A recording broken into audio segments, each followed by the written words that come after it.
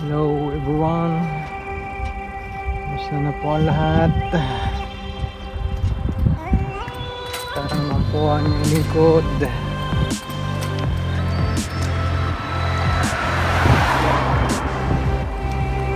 Malingki na naman po ang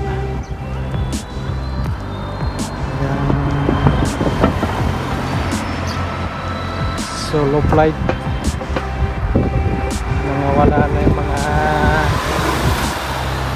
dati kong mga tropa.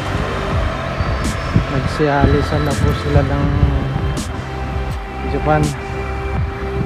Naghanap na po sila ng ibang oportunidad. Lumipat po sila ng ibang bansa. Yung isa pong kasama nag-apply na papuntang Australia. Ngunit sinuwerte siya. Isang taon na siya ngayon doon sa Australia. Kami, ito pa rin.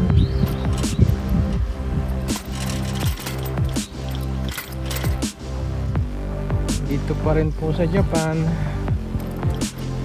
Tsaga-tsaga lang habang wala pang malilipatan.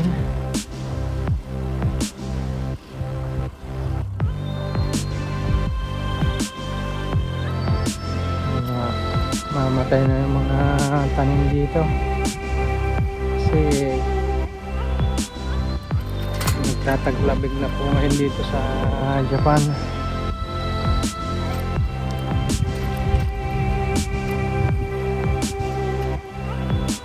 Magpapalit na ulit sila ng mga bago nilang mga tanim, yung mga laraw.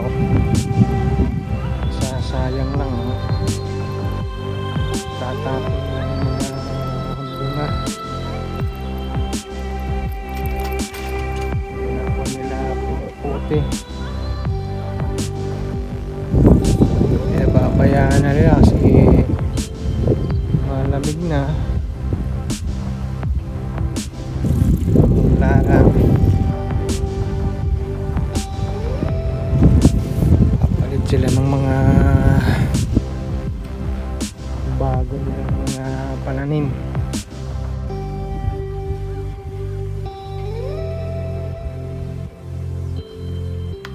Kaya po nito, repolyo to, bagong tanim nila. Repolyo.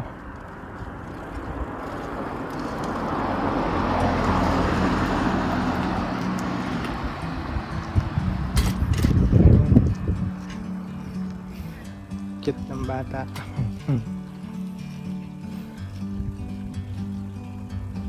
Bird on a tree. Buhay.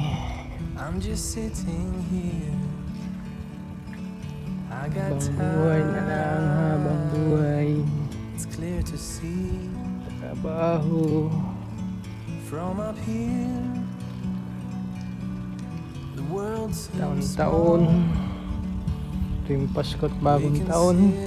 Hindi nakakasama ang pamilya.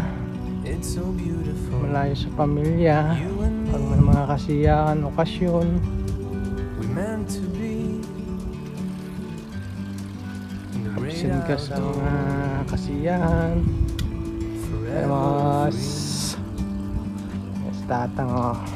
Tanda na nun.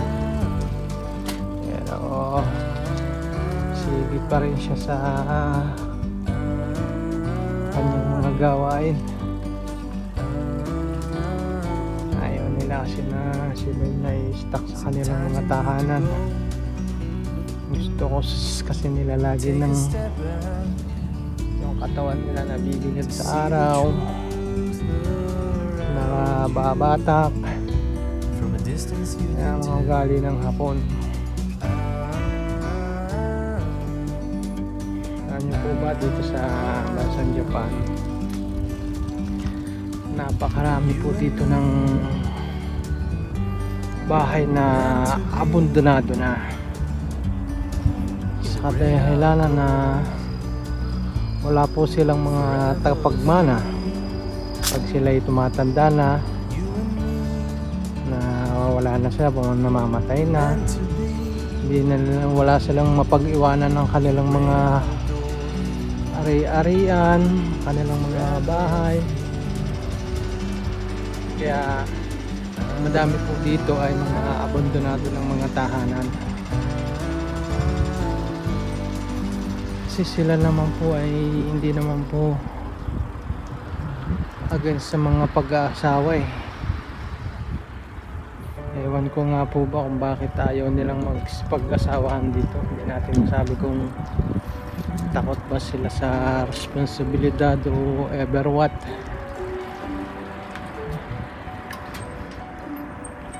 Tapit sana tayo, pero na late na. Ito ang kapaligiran, no?